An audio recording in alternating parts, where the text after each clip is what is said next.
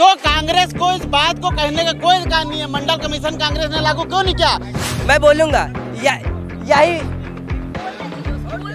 Samajwadi party बहुजन नायक मानवर काशीराम साहब के कहने के बाद बनी इस बच्चे को बताइए आप। बात करो ना तो 10-90 नहीं है, 10-90 नहीं है, 10-90 नहीं। महिलाओं के लिए स्ट्रक्चर बसपा का। अगर इन लोगों की बहन बेटियों के साथ अगर ये हरकत होती और अगर इस तरह अगर कोई बोलता, अगर इनके ऊपर बीतती तो लगता। हम भाजपा के आदमी इसमें कुछ नहीं कर सकते। भारत आजाद हुआ 1950 में, लेकिन अब वो आरक्षण की बात कर रहे हैं। संविधान लागू हुआ 1950 में, लेकिन हमारे पिछले समाज के तमाम लोग हैं यहाँ पे, यहाँ भी खड़े।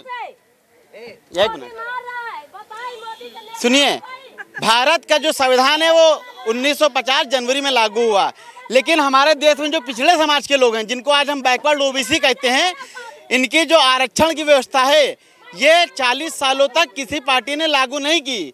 यही कांग्रेस की पार्टी 40 सालों तक लगातार शासन करी, उसने लागू नहीं किया ओबीसी आरक्षण को। ओबीसी आरक्षण को श्री वीपी सिंह की सरकार में 1989 में बहुजन समाज पार्टी ने वीपी सिंह से लागू करवाया। तो कांग्रेस को इस बात को कहने का कोई अधिकार नहीं है। मंडल कमीशन कांग्रेस ने लागू क्यों नहीं किया? सच्चर कमेटी की रिपोर्ट कांग्रेस ने लागू क्यों नहीं करी? कांग्रेस इस बात को भी तो बताए कि सच्चर कमेटी की रिपोर्ट कांग्रेस ने लागू क्यों नहीं करी? जो आरक्षण पिछड़ों था वो लागू क्यों नहीं किया? क्यों 40 साल लंबा इंतजार करना पड़ा? क्यों बाबा साहब को भारत रत्न नहीं दिया? क्यों बसपा के कहने में भारत रत्न देना पड़ा बाबा साहब को? आप अगर बाबा साहब की इतनी हितैषी हैं तो आपने बाबा साहब को भारत रत्न तब क्यों नहीं दिया था? कांग्रेस और भाजपा दोनों के बहकावे में जनता नहीं आएगी। खासकर मैं दलित और पिछड़े समाज से कहना चाहता हूँ कि मानव श्री काशीराम साहब ने कहा था कि भाजपा और कांग्रेस दो सिक्के के एक पहलू हैं, तो हमें इनसे दूर होना चाहिए। एक सांप नाथ है तो दूसरा नागनाथ है, और बहुजन समाज का भला इन दोनों पार्टियों में नहीं हो सकता है। तो अगर आज श्री राहुल गांधी जो वोट चोरी की जो बातें कर रहे हैं, तो सबसे पहले तो वो अपनी सीट से इस्तीफा दें नैतिकता के आधार पे, क्योंकि हो सकता है कि उनके भी वोट चोरी करके जीते हों। इस्तीफा देंगे उसके बाद आए सड़क पे लड़े, हम लोग उनके साथ हैं। लेकिन मेरा ये है कि आखिर ये वोट चोर गद्दी छोड़ का नारा दे रही है, किसके लिए नारा दे रहे हैं और क्यों दे रहे हैं? वोट चोरी तो आज से 17 में भी हुआ था। आप समझिए 2017 का विधानसभा चुनाव था और नतीजे नहीं 17 में, और नतीजे घोषित भी नहीं हो पाए थे। सुबह 10 साढ़े 10 बजे बहन जी की प्रेस कॉन्फ्रेंस आई थी कि मशीनों में बड़े पैमाने पर घोटाले हुए हैं, और देश में पहली बार वोट चोरी भी अगर किसी ने बोला है तो आदरणीय सुश्री बहन कुमारी महतो ने 2017 में बोला था। उन्होंने कहा था कि मैं नतीजों से संतुष्ट नहीं हूं और मशीनों में हेराफेरी हुई है। मशीनों में हेराफेरी हुई है, एक मिनट, मशीनों में हेराफेरी हुई है, और इसके विरोध में बहुजन समाज पार्टी प्रत्येक माह की 11 तारीख को लक्ष्मण मेरा मैदान जो है इस पर विरोध प्रदर्शन करने का काम करेगी। तो आज अगर ये वोट चोरी का जो मुद्दा उठ रहा है, राहुल गांधी ये तो कह रहे हैं कि वोट चोरी हो रही है, लेकिन वो ये नहीं कहते कि ईवीएम कौन लाया। ईवीएम तो कांग्रेस ही लाई थी ना। राहुल गांधी सारी बातें बताते हैं लेकिन ईवीएम नहीं बताते हैं। अगर वो गलत लाए थे, इन्होंने खुद ही विरोध किया था 2009 में। एक मिनट मेरी बात सुनो बड़े भाई, इरिटेट ना हो। ये जवाब की कोई बात नहीं मैडम, आराम से बात करिए। जब 2009 में बीजेपी नहीं आई, यूपी के एक सत्र बीत गया, उसके बाद खुद ही अडवाणी जी ने और उनके जो प्रवक्ता थे, साउथ इंडियन प्रवक्ता थे एन नरसिंहा या कुछ थे, उन्होंने खुद कहा था कि ईवीएम जो है ये एक गड़बड़ झाला है और ये किसी भी तरह की इसमें टेक्निकल हरकत होके सत्तारूढ़ दल इसका फायदा उठा सकती है। ये अडवाणी जी की ईवीएम विश्वसनीय नहीं है, हम खुद हाँ कह रहे हैं। बस तो ये है, तो उसका इन्होंने लाभ लिया है, ले रहे हैं, लेकिन हर चीज़ का अंत है। देखिए एक चीज़, सदा ना रहा है सदा ना रहेगा ज़माना किसी का। वो ये कहता है कि 48 तक में रहेंगे, पता ये एक मन का एक वो है। हमें कल का ठिकाना नहीं है। किसी भी डेमोक्रेसी में कितनी सरकारें एक घंटे में बदल गई। नेपाल में किसी को एक्सपेक्टेशन था कि ये होगा, श्रीलंका में एक्सपेक्टेशन था कि रिक्शे वाले स्विमिंग पूल में नहा रहे थे। बेशक। तो ये स्थिति, अगर ये स्थिति आज की भारत में नहीं होगा, नहीं, हम ये स्थिति भारत में नहीं आएगी। आप गलत डायरेक्शन में जा रहे हैं। आप अपने चैनल के माध्यम से भड़का रहे हैं लोगों की ये स्थिति भारत में हो सकती है। भारत इतना मजबूत देश है कि ये स्थिति नहीं आने देगा।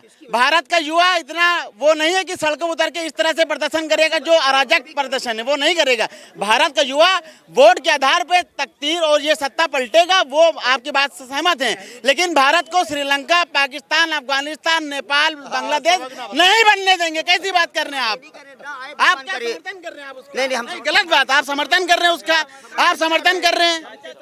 नहीं, आप समर्थन कर रहे हैं गलत बात का। 11 साल में भारत को कमजोर किसने किया ये बताइए पहले। 70 साल में कांग्रेस ने 50 लाख का कर्जा लिया और भाजपा ने 14 साल में उसको 200 लाख करोड़ का कर दिया। बात सुनिए, इनने 16 लाख करोड़ रुपया किस बेस पे मिडिल क्लास का माफ कर दिया? अडानी अंबानी का 16 लाख करोड़ रुपया किस बेस पे माफ कर दिया? बात का जवाब दे। नहीं, हम तो कह रहे हैं भाजपा और सपा दोनों चोर हैं। हम तो कह रहे हैं भाजपा सपा दोनों चोर हैं। इसको बताओ बच्चे को, इसको बताओ। हम तो कह रहे हैं भाजपा सपा कैसे चोर है? सपा भाजपा और कांग्रेस सब चोर हैं। सपा अब सपा के हम कारनामे बता देते हैं। यही समाजवादी की सरकार चल रही थी 2012 से 17 में उत्तर प्रदेश में। यही समाजवादी पार्टी जो आज दलितों को सर पे अपने बैठाने के लिए राजी है, अगर दलित उनके सर पे बैठ जाए और सर पे पेशाब कर दे तो अखिलेश यादव जी मुंह साफ करके कहेंगे नहीं नहीं नहीं, दलित हमारे भाई हैं। यही समाजवादी पार्टी है। और यही समाजवादी पार्टी जब सत्ता में थी तो इसने प्रमोशन में आरक्षण के बिल फड़वाया था। यही समाजवादी पार्टी जब सत्ता में थी इसने 2.5 लाख दलित कर्मियों को रिवर्ट किया था।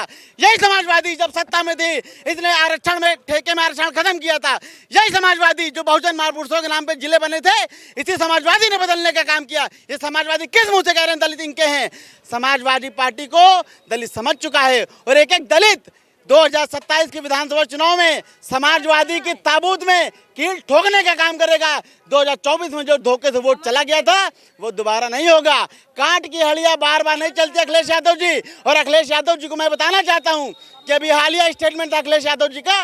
उन्होंने कहा था कि ये जो जाति आधारित अभी हाईकोर्ट से आया है स्टेटमेंट कि कोई स्टेटमेंट जाति का आधार पर नहीं यूज करेगा, वही अखिलेश यादव जिसको लोग कहते हैं कि वो लंदन से पढ़ के आया, ऑस्ट्रेलिया से पढ़ के आया, वो एक गंवार आदमी है। उसका प्रमाण यह है कि उसने भी कहा था कि अगर ये हो गया है तो हरिजन एक्ट भी नहीं लिखा जाएगा। उस अखिलेश यादव को जाके बताओ कि वो हरिजन एक्ट नहीं है, वो SC/ST एक्ट है। हरिजन शब्द जो है ये असंवैधानिक है, ये अनकॉन्स्टिट्यूशनल है, इस पर रोक लगी है। वो किस मुंह से कह रहा था हरिजन एक्ट? हरिजन एक्ट नहीं होता है, उस एक्ट का नाम SC/ST है। अखिलेश यादव, पहले आप इस बात की समझ लीजिए कि आप जिसके वोट का वो लेना चाहते हो उसके मान सम्मान को करिए। हरिजन एक गाली है। अगर हरिजन एक्ट, हरिजन मतलब हरि की औलाद है, तो क्या अखिलेश यादव हरिजन है? क्या ये बच्चा हरिजन है? क्या बाकी लोग जो समर्थक है हरिजन है उसके? अखिलेश यादव, तुम्हारा जो ये चेहरा है, जो दो मुंहा साहब हो तुम, जो तुमने दलितों को डसा है, आप दलित जो है वो उसके बहकावे में नहीं आएगा। तो पूछे इससे। आप तो फटाक से जवाब दो और लोग। अब इसी बात का मैं ये जवाब देना चाहता हूँ। जब माननीय काशीराम संसद नहीं पहुँच पा रहे थे तो किसने उनको संसद में पहुँचाने का काम किया? सद्य नेताजी ने। 12 ठाकुरों ने माने, बात सुनिए, 12 ठाकुरों ने, फिर वही बात तो हाँ बोलने नहीं देंगे ये, बोलने नहीं देंगे ये। अब ये मेरी बात को दबाएंगे हम। अब ये अब चुप रहिए। मैं यही बोलना चाहता हूँ, जिस तरीके माननीय नेताजी ने, जब माननीय नेताजी पहली बार मुख्यमंत्री बने तो उनने फ्री सिंचाई, फ्री दवाई, फ्री पढ़ाई और उनने पंचायत कानून बनाया कि हर जात का इंसान प्रधान बन सकता है। जब सद्य नेताजी देश के रक्षा मंत्री थे तो जवानों की सिर्फ टोपी आती थी, आज उनका पूरा आर्थिक शरीर सम्मान के साथ आ रहा है। तो ये सद्य नेताजी की देन है। और उसके बाद बुनकरों की बिजली मुक्त सद्य नेताजी ने किया, चुंगी का कानून माफ किया। और माननीय अखिलेश यादव जब मुख्यमंत्री थे तो उन्होंने 100 नंबर चलाने का काम किया, 108 चलाने का काम किया। जब ग्रामीण क्षेत्रों में महिलाओं की पर्सनल पीड़ा से मौत हो जाती थी तो 108 नंबर उन लोग के लिए वरदान साबित हुई। माननीय अखिलेश यादव ने 1090 बनवाने का काम किया। बलरामपुर में 4 मंजिल की OBD बनवाने का काम किया। 1090 किसने बनवाया? 1090 अखिलेश यादव ने बनवाया। 1090 किसने बनवाया? अखिलेश यादव ने बनवाया। पूरा गोमती नगर, आप रिपोर्टर हैं, इनसे पूछे 1090। यार तुम क्या पढ़ के आए? नहीं, उसके सामने पावर हेल्पलाइन की बात तो उसकी बात करें ना, तो 1090 नहीं है, 1090 नहीं है, 1090 नहीं है। कहा महिलाओं के लिए स्ट्रक्चर बसपा का, स्ट्रक्चर बसपा का। उसने पहले कहा, आपने सुना नहीं, उसने कहा महिलाओं, उसने कहा महिलाओं। हाँ ठीक है, उसने कहा महिलाओं की बात कर रहा था, वो महिलाओं की बात कर रहा था। ठीक है, चलिए ठीक है, बात कर रहा था, बोल स्ट्रक्चर बसपा का बनवाया है। अब लाइए। माननीय अखिलेश यादव ने 2012 के समय में, माननीय अखिलेश यादव ने 2012 के समय में HP का लैपटॉप देने का काम किया, समाजवादी पेंशन देने का काम किया, लोहिया आवास देने का काम किया। उसके बाद माननीय अखिलेश यादव ने आगरा एक्सप्रेसवे बनवाया, गोमती रिवर फ्रंट बनवाया। प्रमोशन आरक्षण दलितों बिल किसने फाड़ा? पूछो। फिर वही बात है, हम अखिलेश भैया के काम गिना रहे, समझे? आपने काम की बात की ना, आपने काम की बात की ना, इसी तरह दबाव बना लेते हैं और कांग्रेस वाले दबाव बना। बच्चे को बोलने तो दो यार, पहले हक सबका होता है बोलने का। अरे तुम्हारी बात बैग है, तुम बोलो यार, तुम्हारी बैग में कोई नहीं बोला, तुम उसको पहले गल बना दे वही सरकार है। इस देश का प्रधानमंत्री 75 साल की उम्र में प्रधानमंत्री बनना चाहता हूँ और 4.5 साल की उम्र में युवा को घर बैठाना चाहते हैं। वही सरकार। एक लाइन में बोलूंगा, सब बहुत अच्छा काम किए। ये जो बता रहे हैं सारा काम अखिलेश यादव जी ने किया। ये अखिलेश यादव जी ने विधानसभा बनवाया, जनपद अखिलेश यादव जी ने बनवाया, वो विधानसभा अखिलेश यादव जी ने। मुलायम सिंह यादव जी का एक बयान इतना खराब आया कि किसी भी बहन की बेटी हो, किसी की बहन बेटी के साथ में, सुनो पहले, अगर गलत हो जाता तो मुलायम सिंह जी ने एक बात कहा था कि लड़के हैं गलती हो जाती है। सुनो, अगर इन लोगों की बहन बेटियों के साथ अगर ये हरकत होती और अगर इस तरह अगर कोई बोलता, अगर इनके ऊपर बीतती तो लगता।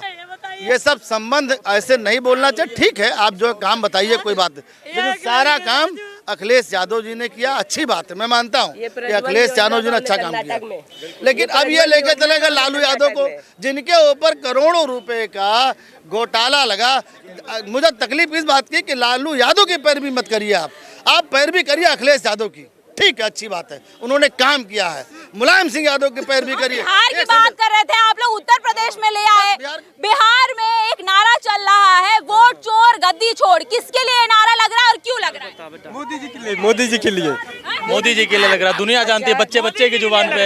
यही कहना चाहते हैं कि बिहार में अभी तक मोदी छोड़ गद्दी छोड़। हम यही कहना चाहते हैं, बिहार एक पिछड़ा राज्य है। मोदी जी ने अभी कोई युवाओं की बात की, किसी किसानों की बात की, बिहार के ऊपर बात की। वो तो इस बात पे वोट मांगना चाहते हैं कि मेरी माँ को गाली दिया है। एक बार एक इंसान अपनी माँ का पिंडदान एक बार करता है, मोदी जी दोबारा कर रहे हैं और कहते हैं वो सनातनी है। जब उनकी माता मरी तो मूछें नहीं बनवाई, सिर नहीं मुड़वाया। और बताइए कैसे सनातनी है ये? और ये कहते हैं रामचंद्र का गए सिया से। ऐसा कलयुग आएगा, गाय काटने वाली कंपनी से चंदा लेने वाले भी अपने आप को कट्टर हिंदू बताएंगे। 2014 के समय में भारत, चुप रहिए, 2014 के समय में भारत बीफ एक्सपोर्ट में 9 नंबर पे था, इनकी सरकार में दूसरे नंबर पे आ गए। अब बताइए। और मध्य प्रदेश में फ्री कर दिया। और लोगों के पास जाते हैं। क्या नाम है आपका? आकाश वर्मा। वोट चोर गद्दी छोड़ का नारा लग रहा है बिहार में और अब सोशल मीडिया पर भी काफी तेजी से वायरल हो रहा है। नारा किसके लिए लग रहा है और क्यों लग रहा है? हम भाजपा के आदमी, इसमें कुछ नहीं कह सकते। भाजपा के आदमी है इसलिए हम कुछ नहीं कह सकते, कह रहे हैं। क्या नाम है आपका? क्या नाम है आपका? क्या नाम है?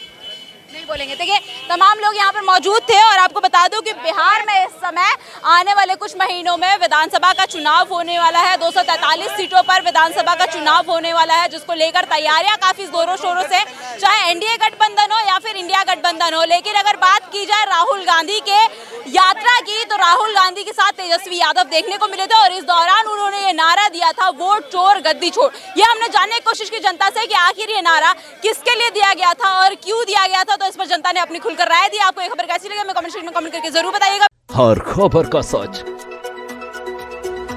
हम ला रहे हैं, वो खबरें जो आपको जाननी चाहिए। सच, सरोकार और सोच के साथ जवाबदेही की पत्रकारिता अब होगी साफ और सटीक। राजनीति से लेकर पब्लिक की परेशानी तक हम उठाएंगे हर वो सवाल जो जरूरी है, क्योंकि अब खबरें होंगी असरदार।